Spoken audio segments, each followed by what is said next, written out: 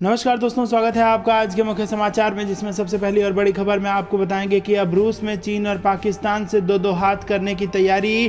क्या है भारत सेना की रणनीति, आपको बताएंगे दोस्तों। दूसरी बड़ी खबर में जिक्र होगा कि अफगानिस्तान पर यूएन की हाई लेवल बैठक, विदेश मंत्री एस जयशंकर ने क्या कहा, यह आपको बताएंगे। तीसरी बड़ी खबर में जिक्र होगा उत्तर प्रदेश के चुनाव का और 5 राज्यों के चुनाव का। 5 राज्यों के चुनाव के लिए बीजेपी कर रही है खास तैयारी। सभी मोर्चे के नेताओं संग जेपी नड्डा करेंगे बड़ी बैठक। और इसी के साथ चौथी बड़ी खबर में आपको बताएंगे कि बीजेपी वर्कशॉप में बोले सीएम योगी आदित्यनाथ, मीडिया युद्ध होगा 2022 का चुनाव, जमकर लड़ना और जीतना है। इसी के साथ पांचवी बड़ी खबर में जिक्र होगा कोरोना वायरस की 3rd वेव का। कब आएगी कोरोना की तीसरी लहर और कितनी होगी घातक, इसको लेकर बीएचयू के वैज्ञानिकों ने बड़ा खुलासा किया है। हर एक खबर की गहराई में आपको ले जाएंगे दोस्तों, एक एक खबर विस्तार से बताएंगे। लेकिन उससे पहले अगर आपको विदेश की सेना और पीएम मोदी पर पूरा भरोसा है तो आप अभी इस वीडियो को लाइक कीजिए और इस लाल बटन को दबा के चैनल को फ्री में सब्सक्राइब करके घंटी बजाकर कमेंट में हमें बताइए कि उत्तर प्रदेश में किसकी बनेगी सरकार। दोस्तों रुक करते हैं सबसे पहली और बड़ी खबर की तरफ। अब रूस में चीन और पाकिस्तान से दो हाथ करने की तैयारी। क्या है भारतीय सेना की रणनीति, आपको बता दें कि दरअसल दोस्तों सीमाओं पर जारी तनाव के बीच भारतीय सेना रूस में चीन और पाकिस्तान की फौजों से दो हाथ करने की तैयारी कर रही है। समाचार एजेंसी की रिपोर्ट के मुताबिक संघाई सहयोग संगठन यानी कि एससीओ शांति मिशन के हिस्से के तौर पर आयोजित होने वाले आतंकवाद रोधी सैन्य अभ्यास के लिए सेना और वायुसेना उच्च प्रशिक्षित भारतीय सैन्य टुकड़ी रूस जाएगी। रक्षा सूत्र के मुताबिक सेना, वायुसेना और नौसेना के लगभग 200 जवान एससीओ शांति मिशन के इस सैन्य अभ्यास के लिए रूस के ऑरेनबर्ग में होंगे। गौर करने वाली बात यह है कि इस युद्धाभ्यास में चीन और पाकिस्तान दोनों की सेनाएं भी भाग ले रही हैं। रक्षा अधिकारियों ने बताया कि इस हफ्ते से शुरू होने वाला यह अंतर्राष्ट्रीय सैन्य अभ्यास 26 सितंबर तक चलेगा। इस सैन्य अभ्यास में सभी प्रतिभागी आतंकवाद रोधी ड्रिल का हिस्सा होंगे।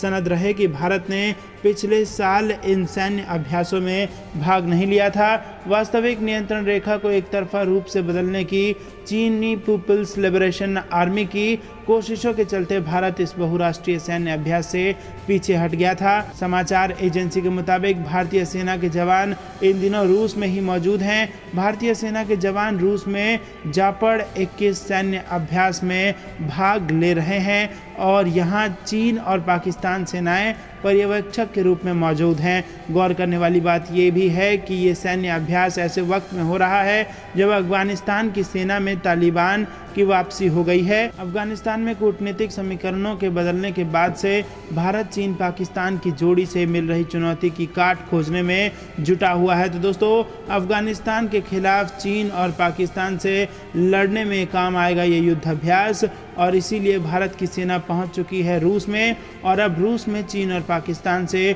दो हाथ करने की है तैयारी। रुक करते हैं अगली बड़ी खबर की तरफ। अफगानिस्तान पर यूएन की हाई लेवल बैठक, विदेश मंत्री एस जयशंकर ने क्या कहा, आपको बता दें कि अफगानिस्तान पर संयुक्त राष्ट्र की हाई लेवल बैठक में विदेश मंत्री एस जयशंकर ने कहा कि भारत ने अफगानिस्तान के भविष्य में संयुक्त राष्ट्र की केंद्रीय भूमिका का सतत समर्थन किया है। अफगानिस्तान एक अहम और चुनौतीपूर्ण दौर से गुजर रहा है। अफगानिस्तान के करीबी पड़ोसी के रूप में वहां के घटनाक्रम पर भारत नजर रख रहा है। विदेश मंत्री ने कहा कि अफगानिस्तान के प्रति भारत का अपना दृष्टिकोण लोगों के साथ ऐतिहासिक मित्रता द्वारा निर्देशित रहा है और आगे भी ऐसा ही होता रहेगा। अतीत में भी हमने समाज की मानवीय ज़रूरतों में योगदान दिया है। इसके साथ ही उन्होंने कहा कि हमारी मित्रता सभी 34 प्रांतों में भारतीय विकास परियोजनाओं में दिखाई पड़ती है। गंभीर आपात स्थिति में भारत पहले की तरह अफगान लोगों के साथ खड़ा होने को तैयार है। अंतर्राष्ट्रीय समुदाय को सर्वोत्तम संभव सक्षम वातावरण बनाने के लिए एक साथ आना ही चाहिए। एस जयशंकर ने कहा कि अफगानिस्तान के राजनीतिक, आर्थिक, सामाजिक और सुरक्षा हालात में व्यापक बदलाव और इसके परिणाम स्वरूप मानवीय ज़रूरतों में भी परिवर्तन हुआ है। यात्रा और सुरक्षित आवाजाही का मुद्दा मानवीय सहायता में अवरोध बन सकता है, जिसे तत्काल सुलझाया जाना चाहिए। जो लोग अफगानिस्तान में आना और बाहर जाना चाहते हैं उन्हें बिना किसी रुकावट के ऐसी सुविधाएं दी जानी चाहिए। गौरतलब है कि यूएन की अफगानिस्तान पर हाई लेवल बैठक ऐसे समय में हुई है जब देश में तालिबान अपनी कार्यवाहक सरकार का ऐलान कर चुका है। दोस्तों रुक करते हैं अगली बड़ी खबर की तरफ। 5 राज्यों के चुनाव के लिए बीजेपी कर रही है खास तैयारी। सभी मोर्चे के नेताओं संग नड्डा करेंगे बड़ी बैठक। जी हां दोस्तों, बीजेपी के सभी मोर्चे ने भी चुनाव में अपनी भूमिका निभाने के लिए तैयारी शुरू कर दी है। सभी अलग अलग मोर्चों की राष्ट्रीय कार्यकारिणी की तारीख तय की जा रही है। सबका एक कॉमन एजेंडा होगा 5 राज्यों के चुनाव। सूत्रों के मुताबिक इसमें भी खास फोकस यूपी रहेगा। बीजेपी का अल्पसंख्यक मोर्चा और किसान मोर्चा अपनी राष्ट्रीय कार्यकारिणी की बैठक यूपी में ही कर सकता है। कुछ और मोर्चों की मीटिंग यूपी में ही तय की गई है।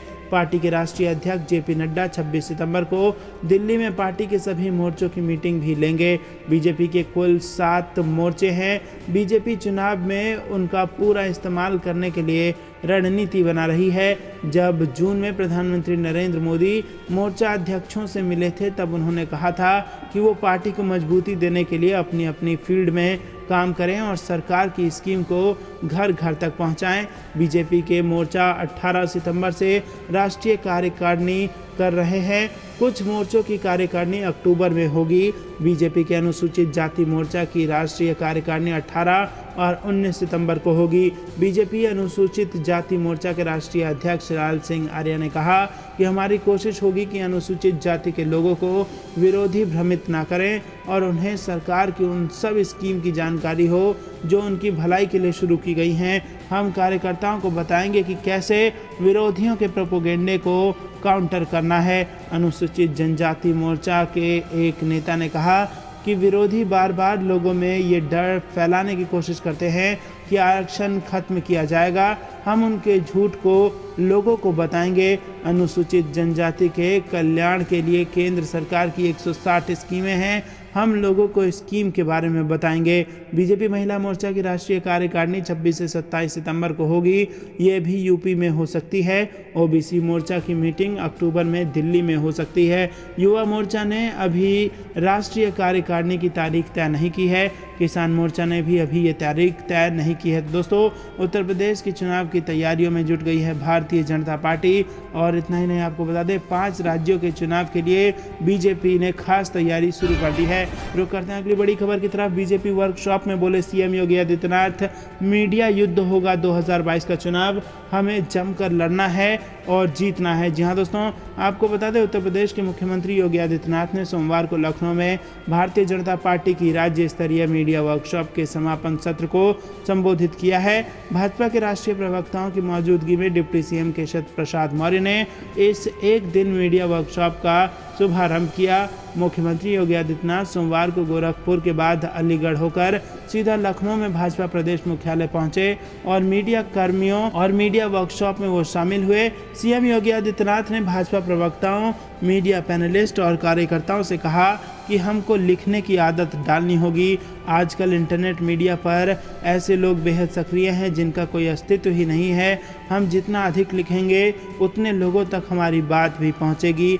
यूपी भाजपा की इस कार्यशाला में पार्टी के राष्ट्रीय मीडिया प्रमुख अनिल बलूनी और राष्ट्रीय प्रवक्ता संबित पात्रा भी आए थे। मुख्यमंत्री योगी आदित्यनाथ ने कहा कि हमको आगामी विधानसभा चुनाव को मीडिया युद्ध की तरह लेना है। विपक्ष के झूठे एजेंडे को मुंहतोड़ जवाब देना है, जिसके लिए भाजपा के प्रदेश प्रवक्ताओं, मीडिया पैनलिस्ट, क्षेत्रीय और जिला महानगर मीडिया प्रभारियों को कमर कसनी होगी। कितना और क्या बोलें, इसको लेकर वरिष्ठों का मार्गदर्शन जरूर लेना होगा। उन्होंने कहा कि बहुत दिन से मैं महसूस कर रहा था कि जो राष्ट्रीय, प्रदेश, जिला और क्षेत्र मीडिया प्रभारी हैं उनसे अनुभव को साझा करना चाहिए।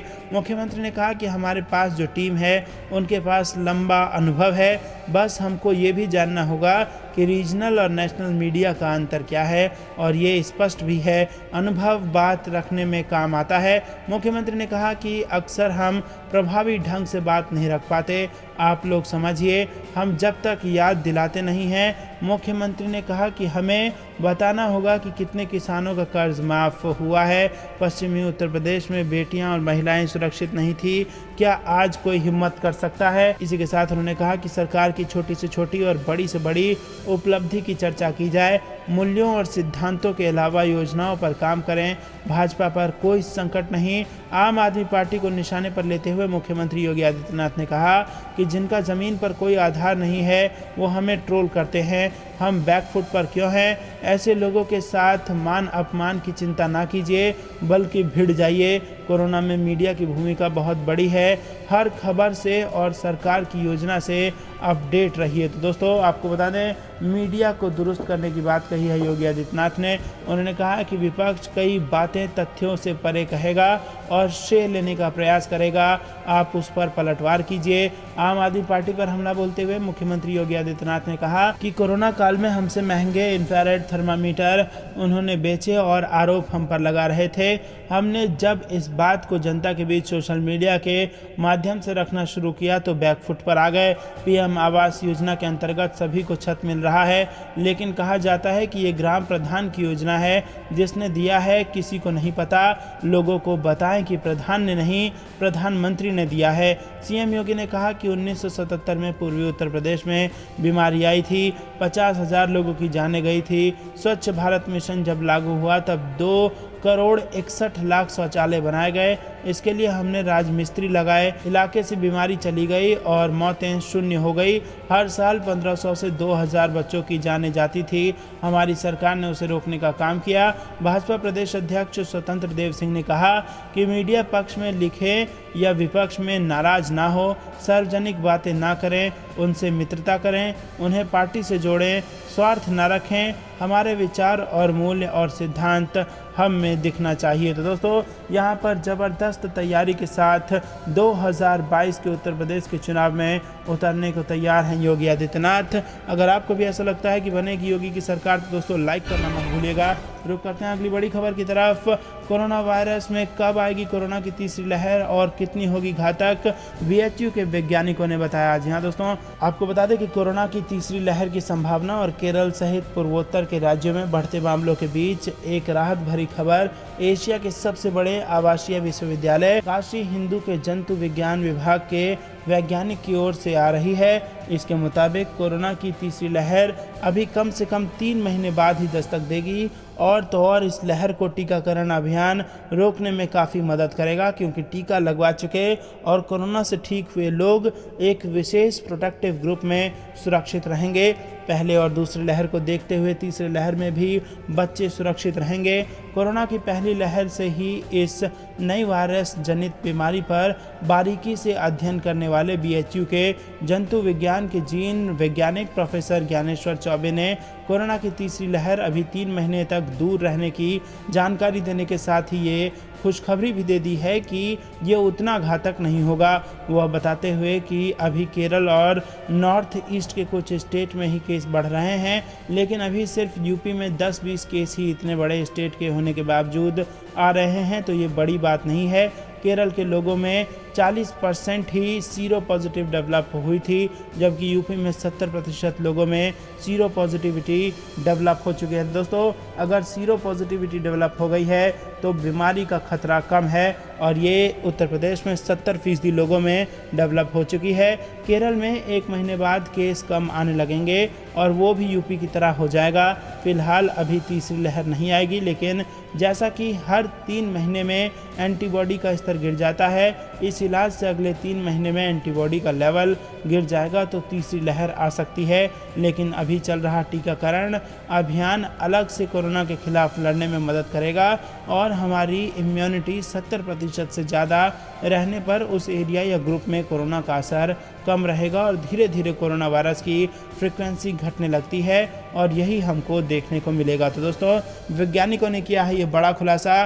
3 महीने दूर है कोरोना वायरस की तीसरी लहर और इस लहर में बच्चों के सुरक्षित रहने की संभावना है। रुक करते हैं अगली बड़ी खबर की तरफ, जिसमें आपको बता दें कि भारत में आतंकी घटनाओं के लिए पाकिस्तान को हथियार देता है चीन। सीआरपीएफ ने बरामद किए हैं चीनी हथगोले। जी हाँ दोस्तों, केंद्रीय रिजर्व पुलिस बल भारत के खिलाफ चीन और पाकिस्तान के गठजोड़ की पोल खोल दी है। सीआरपीएफ ने सोमवार को जम्मू कश्मीर के बेमिना में राष्ट्रीय राजमार्ग 44 पर 6 चीनी हथगोले बरामद करके एक संभावित बड़ी घटना को टाल दिया है। आपको बता दें कि नियमित सड़क खोलने के अभ्यास के दौरान बेमिना में सड़क के डिवाइडर पर रखे रेत के थैले में ये हथगोले मिले। सीआरपीएफ ने एक बयान में कहा कि नियमित सड़क खोलने के अभ्यास के दौरान NH 44 पर सीआरपीएफ के 73 बटालियन के सतर्क जवानों जवानों ने बेमिना में सड़क के डिवाइडर पर रखे एक रेत की थैली से चीनी हथगोले बरामद किए हैं।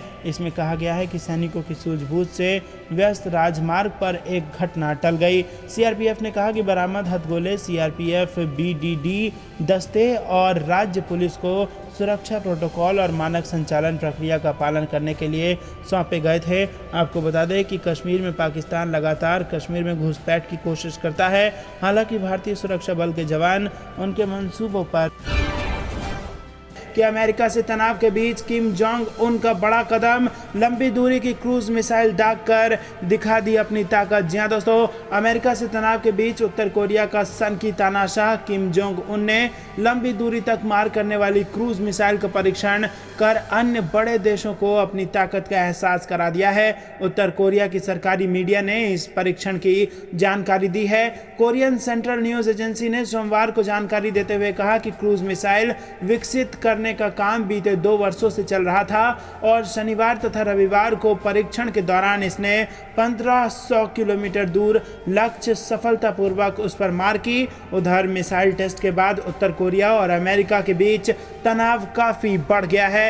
इसी बीच संयुक्त राज्य अमेरिका की सेना ने कहा कि रविवार को उत्तर कोरिया द्वारा सप्ताहांत में किए गए मिसाइल परीक्षण से अन्य पड़ोसी देशों के लिए खतरा साबित हो सकता है। वहीं यूएस इंडो पैसिफिक कमांड ने एक बयान देते हुए कहा कि ये गतिविधि डीपीआरके के अपने सैन्य कार्यक्रम को विकसित करने और अपने पड़ोसियों एवं अंतर्राष्ट्रीय समुदाय के लिए खतरों को जारी रखने पर ध्यान केंद्रित करती है। तो दोस्तों, आपको बता दें कि यहाँ पर उत्तर कोरिया ने ये बड़ा काम करके दिखाया है, जिसके बाद चीन और अमेरिका के बीच जो तनाव चल रहा था उस पर यहाँ पर ये बड़ा प्रभाव डाल सकती है। रुक करते हैं अगली बड़ी खबर की तरफ। तालिबान और पाकिस्तान के मुंह पर फ्रांस ने मारा तमाचा, कहा मान्यता तो दूर झूठे तालिबानियों के साथ रिश्ता भी नहीं रखेंगे। जी हाँ दोस्तों, अफगानिस्तान में तालिबान ने कब्जा करने के बाद से ही अपना अफगान नागरिकों और महिलाओं पर अत्याचार करना शुरू कर दिया है। अफगानिस्तान में तालिबानियों के आने से कई देश खुश तो हैं, लेकिन कई देश की चिंता बढ़ गई है। फ्रांस सरकार ने तालिबान को मान्यता देने से इनकार करते हुए उसे झूठा करार दिया है। यहाँ तक कि फ्रांस ने यह भी कह दिया है कि तालिबान की नवगठित सरकार से उसका कोई नाता नहीं होगा। फ्रांस के विदेश मंत्री जीन येवेस ली ड्रियन ने शनिवार को कहा कि तालिबान झूठ बोल रहा है। इसके साथ ही फ्रांस का उसकी नवगठित सरकार से कोई रिश्ता नहीं होगा। ड्रियन ने ये बातें कतर के लिए रवाना होने से पहले कहीं, जहां अफगानिस्तान से लोगों की निकासी पर चर्चा होने वाली है। विदेश मंत्री ने अपने एक बयान में कहा कि उन्होंने कुछ विदेशियों और अफगानों को स्वतंत्र रूप से जाने वो देंगे और एक समावेशी सरकार बनाने की बात कही है तालिबान ने, लेकिन वो झूठ बोल रहे हैं। इसके आगे उन्होंने ये स्पष्ट किया कि फ्रांस उस सरकार को मान्यता देने या उसके साथ किसी भी तरह के संबंध रखने से इनकार करता है। तो दोस्तों, तालिबान को झूठा बताया है फ्रांस ने। पाकिस्तान जो ये कोशिश कर रहा है कि सभी देश तालिबान को मान्यता दे दे, उस पाकिस्तान को और तालिबान को दोनों को फ्रांस ने तमाचा जड़ा है। रुक करते हैं अगली बड़ी खबर की तरफ। पाकिस्तान के इरादे हुए नाकाम, तालिबान ने साथ में व्यापार करने से कर दिया साफ इनकार। जी हाँ दोस्तों, पाकिस्तान में उच्च दर्जे के मंत्री ने अफगानिस्तान के साथ करेंसी स्वैप एग्रीमेंट के तहत रुपए में ट्रेड करने का दावा किया था। हालांकि तालिबान ने इस दावे का खंडन कर दिया है। समा टीवी के अनुसार अफगान न्यूज सोर्स का हवाला देते हुए सांस्कृतिक आयोग के सदस्य अहमदुल्ला वसीक ने कहा कि पड़ोसी देशों के बीच लेन देन अफगानियों में होगा। तो दोस्तों, आपको बता दें पाकिस्तान को बड़ा झटका दिया है तालिबान ने। रुक करते हैं अगली बड़ी खबर की तरफ, जो कि उत्तर प्रदेश चुनाव से जुड़ी आ रही है। भारतीय जनता पार्टी योगी ने समाजवादी पार्टी के खिलाफ तय किए मुद्दे, तालिबान, अब्बाजान और राम मंदिर पर होगा 2022 का उत्तर प्रदेश का विधानसभा चुनाव। जी हाँ दोस्तों, उत्तर प्रदेश के मुख्यमंत्री योगी आदित्यनाथ और बीजेपी अगले साल होने वाले विधानसभा चुनाव की तैयारी में जुटे हुए हैं। इसके तहत दोनों अपने मुख्य प्रतिद्वंदी दल समाजवादी पार्टी का मुकाबला करने के लिए मोटे तौर पर 3 प्रमुख विषयों पर मुद्दे सेट कर रहे हैं। वो तालिबान पर राष्ट्रीय सुरक्षा के मुद्दे को उठा रहे हैं, अब्बाजान जैसे कमेंट के जरिए विभिन्न मोर्चों पर मुस्लिम तुष्टीकरण को उजागर कर रहे हैं और राम मंदिर के मुद्दे के माध्यम से हिंदू एकीकरण का प्रयास कर रहे हैं। सीएम योगी आदित्यनाथ ने अपने हालिया भाषणों में बार बार इन मुद्दों का उल्लेख किया है। इसमें रविवार को कुशीनगर में दिया गया भाषण भी शामिल है। सीएम योगी ने कहा कि यहाँ क्या तालिबान का समर्थन करने वाले लोगों ने कभी 3 तलाक के खिलाफ कानून बनाने की अनुमति दी होगी? ये समाजवादी पार्टी के एक सांसद शफीकुर रहमान बर्क द्वारा हाल ही में अफगानिस्तान में सत्ता में आने वाले तालिबान की तुलना भारत के स्वतंत्रता संग्राम से करने के संकेत पर किया। तो दोस्तों, ये थी दिन भर कुछ बेहद जरूरी और बड़ी खबरें। अंत तक बने रहने के लिए बहुत बहुत धन्यवाद। देख रहे थे आपका अपना चैनल द इंडियन टीवी। जाने से पहले वीडियो को लाइक और लाल बटन को दबा के चैनल को फ्री में सब्सक्राइब करके घंटी बजाकर कमेंट में जय हिंद जरूर लिखिएगा। जय हिंद, जय भारत।